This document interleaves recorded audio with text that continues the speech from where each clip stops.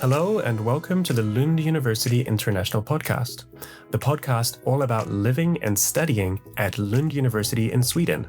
Hear from current students, alumni, researchers, professors, and many more special guests as we dive into life at one of Sweden and Europe's top universities.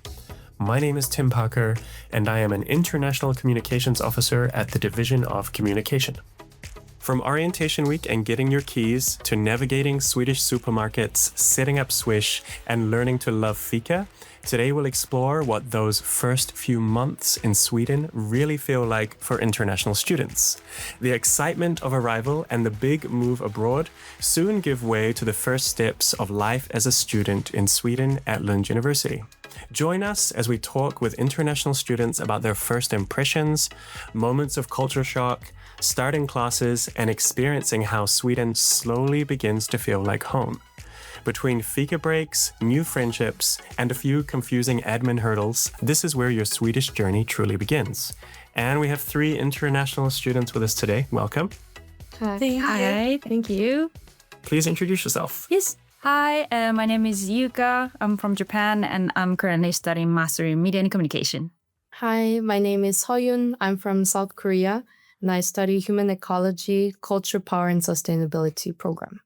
Hey, I'm Freja. I'm from Denmark. I study a master's in Literature, Culture and Media with a specialization in English literature. Welcome. Thank you. And Merry Christmas. Merry Christmas. Happy holidays. This is our last episode for the year. It's currently very cold and cozy in Sweden, so I'm really happy to have all 3 of you with us.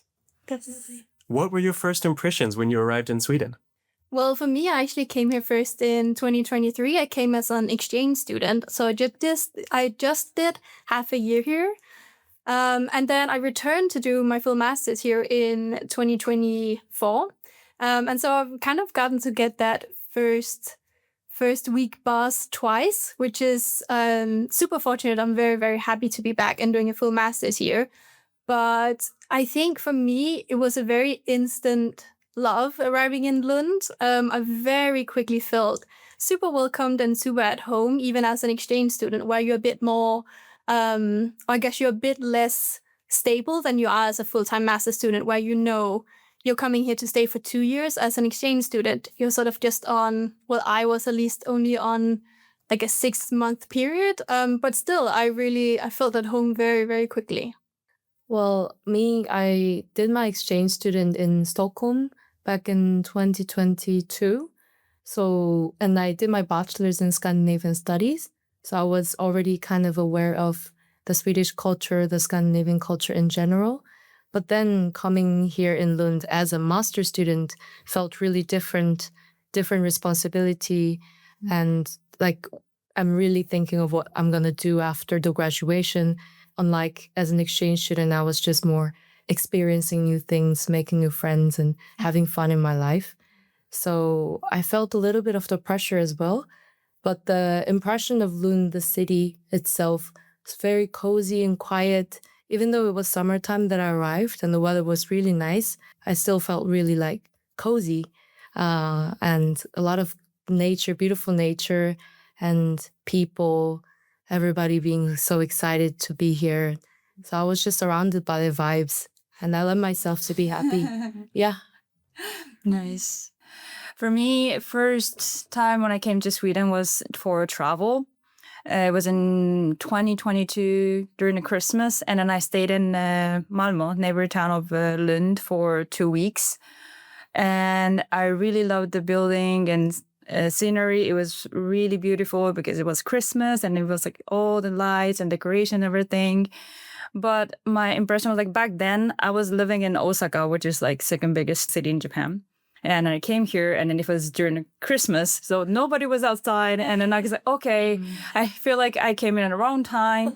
But still, it was a really nice experience. Like I did all the touristic things. I went to Stockholm and go around and it was really beautiful. And I really loved it.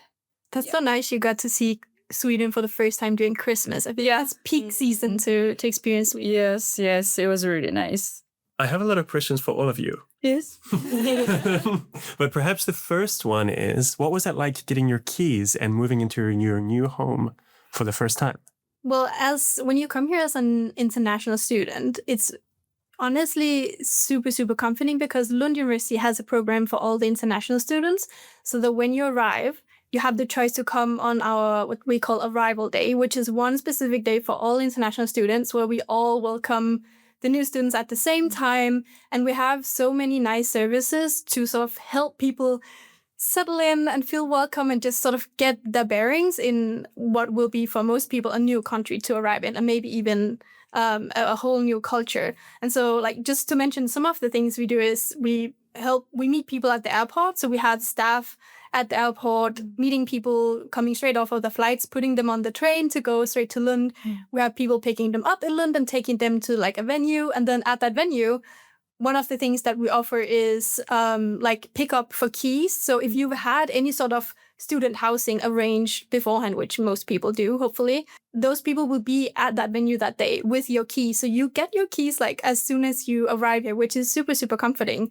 So that was what I did the first time I had student accommodation through AF Bostad, which is one of the accommodation options that we have here in Lund. And so I picked up my keys. I was then put on a shuttle bus, which is also another free service that the university offers when you come as an exchange student.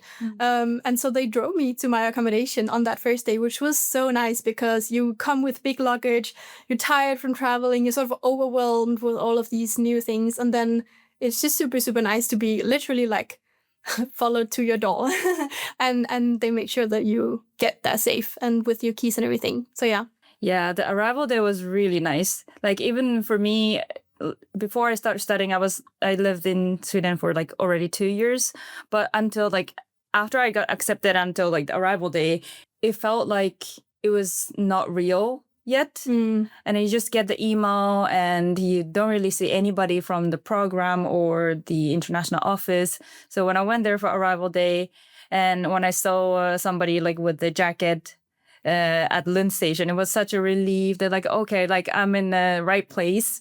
And then like, this is where everything starts. And yeah, and then like they explained to us like everything, like what we're supposed to do for the next 2 weeks until the class starts and everything. It was really nice to like feel comfortable and then just remind myself that like, this is actually starting. It's not just a dream or anything. Yeah. I had a little different experience, to be honest. I wanted to be real because it was a real experience I had. So I think students get a lot of emails from Lund University before they arrive, almost daily, like from the week before they get here. And it is very exciting because that's one of the only ways that you can kind of get a taste of Lund before you actually arrive here. And then I think one of the emails asked me if I'm like when I'm arriving in Lund, and if I'm arriving a little later, they can put the key in the mailbox and I can pick it up later because there's like an opening hour for the office. But I think I miscalculated the time of arrival and I arrived earlier than I said that I would arrive.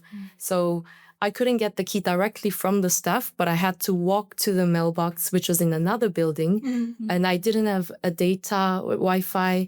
And I'm really just, in general, I'm very bad at direction.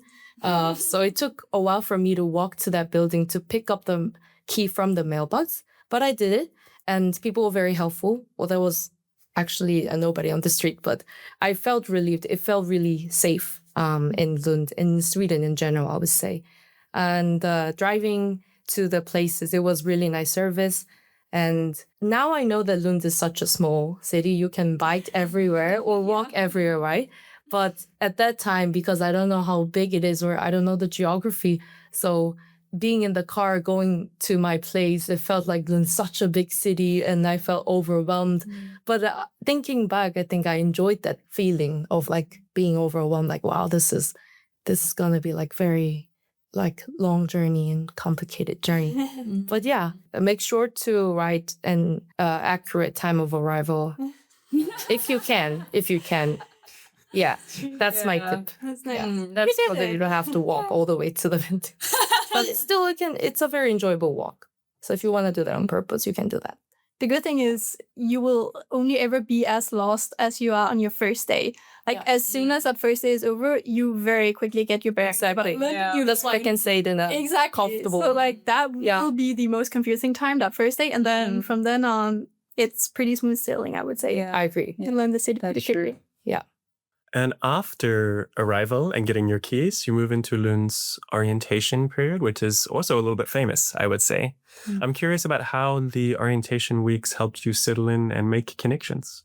For me, the first time I came here as an exchange student, it was very, very important because they offer a lot of, again, free services that really help you settle in as a student and as a citizen in Sweden. And so they have all of these orientation meetings about how to be a citizen in Sweden, how to be a student at Lund University, just sort of helping you settle in and learn all of these different aspects of your new life here. And then they do a lot of social activities as well, which is super, super great. So it was sort of it was both a way for me to settle in and also a way for me to start establishing some connections and find a few people that would become my friends later. It was where I made my first friendships, was those orientation weeks. So that's really nice. And those friendships, for the most part, stuck. So that's also really important. I feel like once you're sort of thrown in at the deep end in a new environment, you very quickly make friends. So that was sort of a nice place to do that. Yeah, there's, as Freja said, there's a lot of activities that Lund's prepare for the students, including I think there was one activity explaining how sustainable Lund or Lund University is. And me, as somebody majors in human ecology, that was very important to know. And it made me more excited about my program. And there was also some activity explaining Lund's history by walking around Lund and some different parts of Lund. So that was also very helpful for me to like the city, knowing about the history, knowing about the past of the city. But one thing was that I think everybody was a bit overwhelmed about all this many activities and informations itself, even though we all know that it's very helpful and good, but it's very overwhelming in general. So I would say that you don't feel pressure to do everything and attend in every activity. Make sure you choose what you want to attend depending on your energy and time and space. So yeah, it was a very nice experience for me. Yeah, definitely. That's a really good tip. It's like, there's so much on the calendar and it's super great. And a lot of the services are free or very affordable.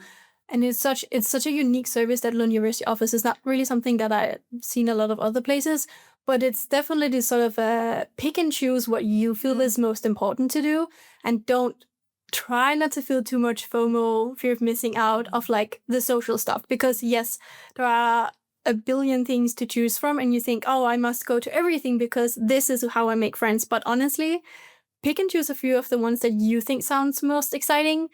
Spend your time and energy on those, and then give yourself some time to also just like settle in, take a walk on your own, sit in your room for half a day, like, because the burnout is real. So you don't wanna overcomplicate things and just go for the first few weeks, because you will be starting classes in 2 weeks or so after you arrive, and so you have to sort of preserve some energy for that as well. Exactly. And like, honestly, the friends will come. I feel like a lot of people are really like, if I don't make friends in the first 2 weeks, I will not have a social circle at all.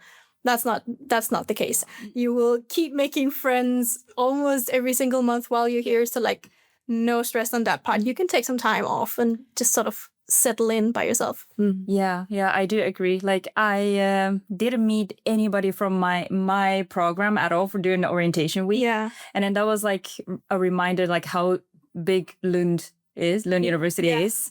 True. And like, I also felt that like, okay, I had to go to like as many as possible. But it was also like, there's plenty of opportunity. Like, and then university is like such a welcoming space, and then they're not going to say no for any time. And then there's other opportunity than any organization or association will have another events like almost every week or like every month. So I would say, as you two said, like, try to go and then as your own pace. But if you miss, you don't need to stress about it. You don't need to put yourself down. There's other opportunity. Yeah. And you already mentioned it a little bit, Freja, but I'm really curious about how you went about meeting new friends and building a social circle in Lund. I tried to be a part of a nation. A nation is a special community of students where they have like their own housing, they have their own activities every day almost. There are like a couple of nations in Lund, and one of them was Lund Nation. And I heard that it's more Swedish student focused, which is why I purposefully chose that nation to make more connections with the local people here, to learn more about their culture and language. So being part of the nation was one of the things. And the other thing was, as Freja said, just relax and enjoy your program. And as you are participating in the lectures and like in your own pace, you will naturally get to know the people in your program. So yeah, I recommend you being a part of the nation. Yeah, that helped me a lot. Yeah, definitely. Yeah, I am a part of Karma Nation, which is the most international. Yeah. Maybe it was the opposite like thought process, But of with you, the same but- goal. Yeah. To make Like friends. I was not really sure like which nation to be part of, but I heard that like this is an most international like nations, and then what attracted me was like they have their own like language cafe. They do like not just English, Swedish. They do a lot of different languages, and I was like, oh, this is a good way to practice, for instance, Swedish for me. And yeah, they're really welcoming. It's really nice. I just also want to mention that I remember that everybody on the arrival day, they were really stressed about which nation to pick, because the representatives of the nations come, they have their own booth and promote about their strength of their own nations. And every nation is very attractive in their own way. But even though you're not a part of a particular nation, you can still participate in other nations' activity. So you don't really have to worry too much about it's not comparable to which program you were majoring, for example. It's not a big issue. So yeah, you can choose whatever that you feel like it. And I also want to recommend organizing some like small group activities at your place. When you get to meet your friends in the beginning and you got to know them a little bit, especially as it's getting colder and becoming winter, a lot of people want to stay in, and maybe you can do some paintings together, have a fika at home together, watch a movie together with a particular theme. So organizing that event by yourself and inviting the friends over to your place, I think is also very suitable for especially Swedish environment. Yeah, I feel like you two have both said really, really good advice. It sort of goes in waves. It's like the first people you meet are from orientation week. So those are the international students, because the Swedish students haven't really arrived yet. Lund University has international students right before the Swedish students. So those are the first groups of people they meet. And then you meet your classmates when your classes start, and you sort of get some friendships there. But then what continues on is if you stay engaged with nations, with student clubs, with your faculty and all of the social events that they do, with things going on around towns, sports clubs, you keep making new friendships and you keep meeting new people. And the really great thing about Lund is that it's a student town. Lund is it's a small-ish town or smaller town. But we have a huge student population here, obviously. So a lot of the people that you will meet out and about are students. And so it's really, really easy, no matter if it's a Lund University related activity or just whatever activity out in town. Chances are you'll meet a student. And so it's really easy to make connections that way. It's sort of a continuous thing. It's not like you stop getting new friends. It's always ongoing. You always meet someone new. And especially I found with the international students, the Swedish students are very nice as well, but the international students are really keen on making friendships because everyone is sort of starting from fresh here and trying to get a social circle going, and everyone is super interested in making connections. And so it's like the easiest thing in the world to become friends with international students. Yeah, I definitely agree. Like one of the interesting, I think in not just Lund, I think maybe Sweden in general, is like once you know a good amount of people, it just starts connecting naturally. Like somebody knows somebody you know, and then just you have like a mutual connections. Like that happened already to me. Like even though I only started like 3 months, if I talked to somebody new and I was like, oh, I live with the somebody from my same program, and they started having conversations. So you can always make new connections. So you don't need to worry about it. Yeah. What everyday things took the most getting used to? Was it supermarkets? Was it the Swedish recycling system? Public transport? Something else? I feel like my answer will be short because I'm from a Scandinavian country as well. So culture shock is not really a thing for me. I was pretty used to most things here, but I think just for me, coming back to do my master's here, the biggest thing was getting used to doing a master's, which is a thing in no matter what university you go to, obviously. But Lund University, it was just sort of settling in and learning how to structure my daily life around doing a full master's and working part-time as well and things like that. So that was a bit of a getting used to period. But yeah, you probably have more culture shock moments than me. I have a couple. Supermarkets are very convenient. There are different options with different prices and different options of foods. So you'll get used to it pretty much quickly. Recycling also very easy. And I think if you live in student accommodation like me, they will inform you in the beginning how to recycle things in Sweden, which can be a little different from your country. For example, throwing away the actual and the food waste, not the general waste, which is different from Korea. But transport, very convenient, also very clean and safe. But the culture shocks for me. Here we go. Riding a bike. Oh my God, yeah. Yeah. We do ride a bike in South Korea as well, but not as much as here or in Europe. So there were so many times that I was almost hit by somebody or I was hitting someone. So I think it's very important to know about the basic bicycle rules in Europe or in Sweden. And also safety is first, very important. And second thing, sun getting shorter. Every day, I can feel it. Now it's like November 19th, as we're recording, and the sun sets like around 3 p.m., 4 p.m. Yeah. almost. I'm never going to get used to that. Take vitamin D, everyone. Yes, that's important. And the last thing is that there's one particular place that you can get alcohol from, which is called Systembolaget. Because I heard, if I'm not mistaken, the alcohol is controlled by the government. Yeah. So you can't get it from like just the convenience store or supermarkets. And the Systembolaget closes quite early sometimes. So you have to make sure you plan on the drinking, which probably is healthier for you anyways. So yeah, those are the culture shocks that I felt here. Yeah, I'm used to it now though. Yeah.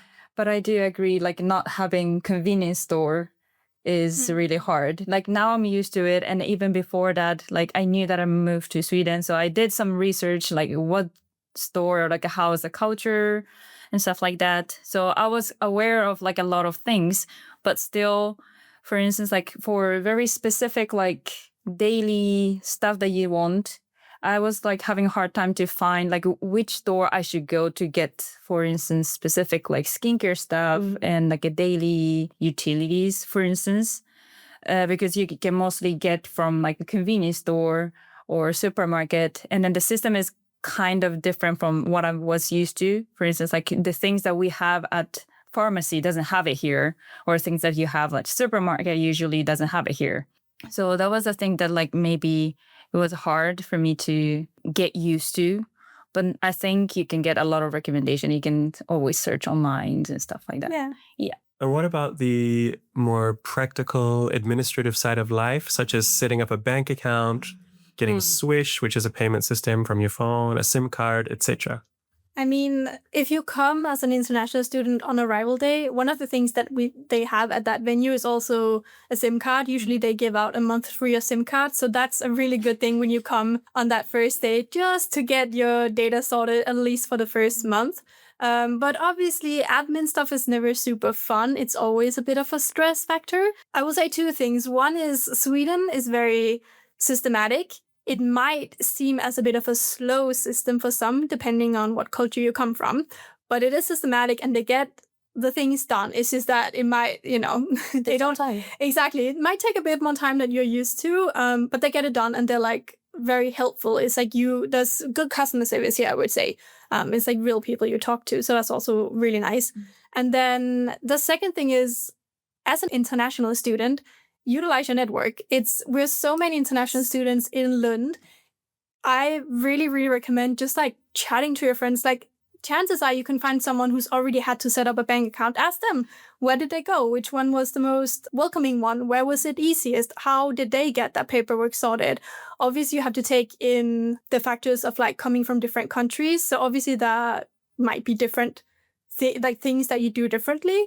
But all in all, it's so nice having a big network where you can just ask, how do I go about this? Where do I even start for this? Because all the international students do these things over and over again every year. So everyone has had to go through getting a personal number in Sweden, for example, or most people have had to set up a bank account or get Swish or whatever.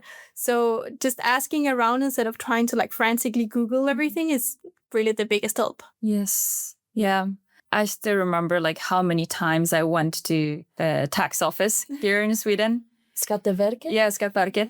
Because I firstly moved to Sweden with a working holiday visa, which is a visa that's only valid for a year. And they told me that unfortunately you can get a bank ID, Swish. The bank ID is, how do you call it, like verification? Yeah, ID application. Yeah. And you need for a lot of things. And Swish is like online Transfer? Yeah, transfer banking app. Yeah, something like that. Yeah. Yeah. TOS. Apple Pay? Yeah. Yeah. Kind of. Yeah. Yeah.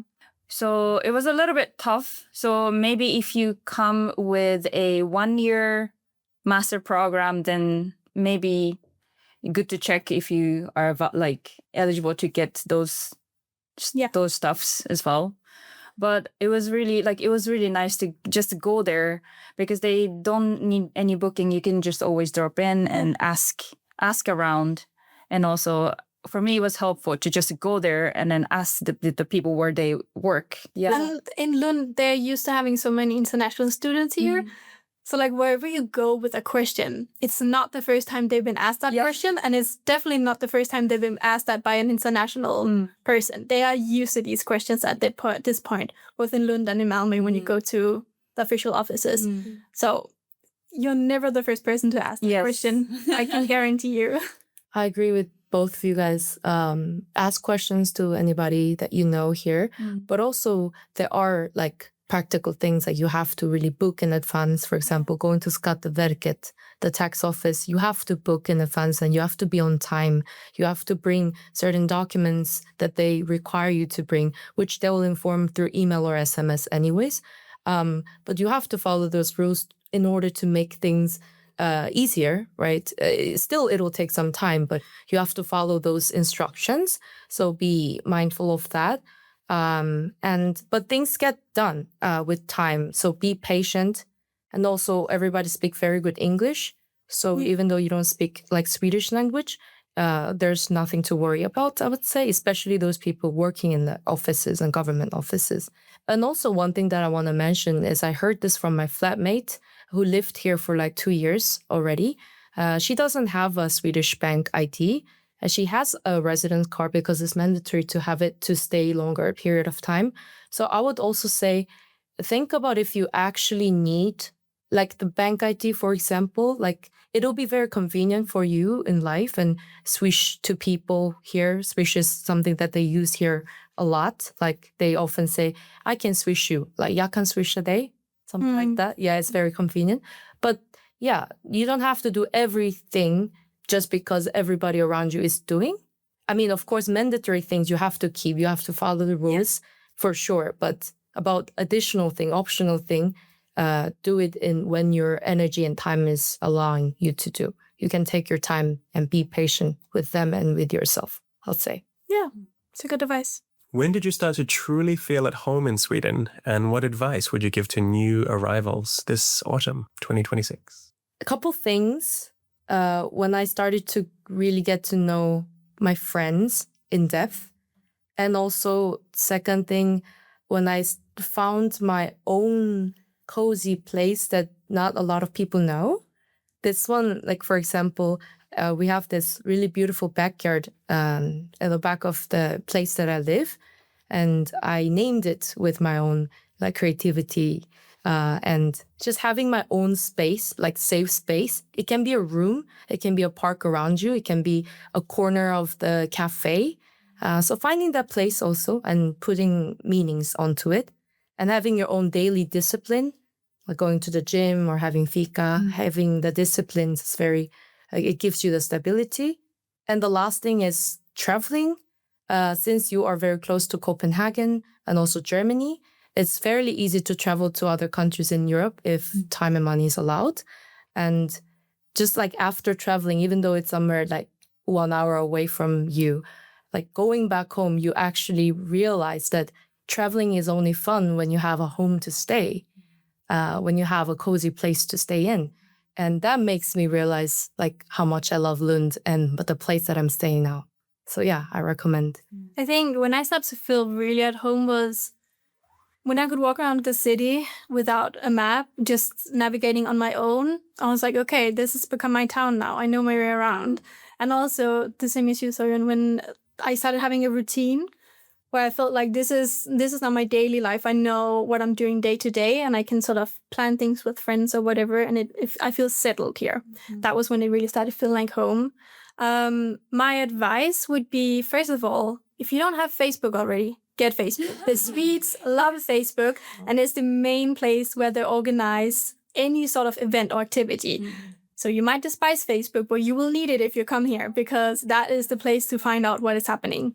And then secondly, do a bucket list. And if you don't want to do a bucket list, have on your location app on your phone, have like a folder of saved places in Lund and Malmö, in Sweden in general, just sort of to like have some motivation to go out and explore different things. I feel like you can get stuck in the student routine very quickly, but there's so many things to do here. So I feel like a lot of my friends are really keen on having a bucket list or having like a big map saved of all the places they want to go. And I feel like that's a fun thing to keep track of. Definitely. Yeah, I think my answer will also like similar to both of you. Like when I started feeling like really at home is that I started feeling like having like my true friends. It's not just having like small conversation. I can talk my struggles and stuff like that. That's when I started feeling like, okay, yeah, this is the place I want to stay, and this is the place I really enjoy. And also another thing is that like once I started using the transport app without feeling stress. Because every time I go travel, you have to look up, and also if you're not familiar with names and the geography, and then you don't really know you're on the right track and stuff like that. But once you start feeling, okay, this is the direction I should go, this is the bus number I should take. Then when I felt like, okay, I'm starting getting used to living here, and I feel like I know this city and town really well. And yeah, the advice that I can give is, I think having your own routine is really important to have your place really home, and have your like university buildings, like maximize your university facilities. And that's where I feel once you get comfortable using your university facilities, that also gives you a lot of comfort. And the second thing is like there is a lot of small towns and big city like neighbor to Lund, and explore there. And then as you explore more, I think you get more comfortable and want to explore more as well. So yeah, I agree. I just also want to mention that it's completely okay to feel like a foreigner here, because you are. I mean, like there's many ways to feel at home. You don't have to be from that place to feel like it's home. So giving yourself a little bit of freedom to be okay, to be yourself, and also I use this as an opportunity to feel more strongly about my roots and my identity as South Korean, and just my identity individually. And it can be a really great starter for conversation with the international students as well, explaining about your culture, why you behave and talk in the way that you do. And you have to really then think about oh, why do I behave in this way? Why do I think this way? Why do I feel uncomfortable in this situation? Why do I feel familiar with this situation? And then you get to question yourself and feel more strongly about your identity, which I think is also a way to feel at home in this place. but you exist in the way that you are without having to feel like you have to change yourself to fit. And finding the balance, I think, is a beautiful journey that you can experience if you choose Lund. Yeah. Yeah. So, yeah. Thank you all so much for today. And finally, I just want to ask, what are your plans for Christmas? Yes, I haven't really decided the concrete plan yet, but I am taking care of my friend's dog for 3 weeks. So I will probably something at home, maybe invite somebody who wants to hang out with dog. Me. Yes. Yes, welcome. Do you have any plans, Freja? Yeah, I'm fortunate enough that I live close enough to Denmark that I can go home. So I'm getting a visit from my family. They're coming over here to experience Lund at Christmas, which is the peak season in Lund. And then they are thankfully driving me home so I can spend Christmas at home, which is really nice. Well, my home is 15 hours away from here. So I don't think I'll going back home in South Korea, but I will go travel to some countries in Europe like the Netherlands or Czech Republic to visit my friends. And probably host some like artistic night with the people that are staying in Lund, because there are going to be people staying in Lund for Christmas as well. We all want together and not feel lonely. So yeah, nice. Hosting some home parties. Yeah, it's the plan. Well, to all of you and to all of our listeners, Merry Christmas and a Happy New Year. Yes. Merry Christmas and Happy New Year for everybody. Thank you for listening to this episode of the Lund University International Podcast. If you're interested in learning more about Lund University, you can go to our website, lunduniversity.lu.se. You can also follow us on social media on Instagram, Facebook, YouTube, and X. And you can connect with our amazing student ambassadors on Unibuddy. Don't forget to subscribe, and we look forward to bringing you a new episode very soon.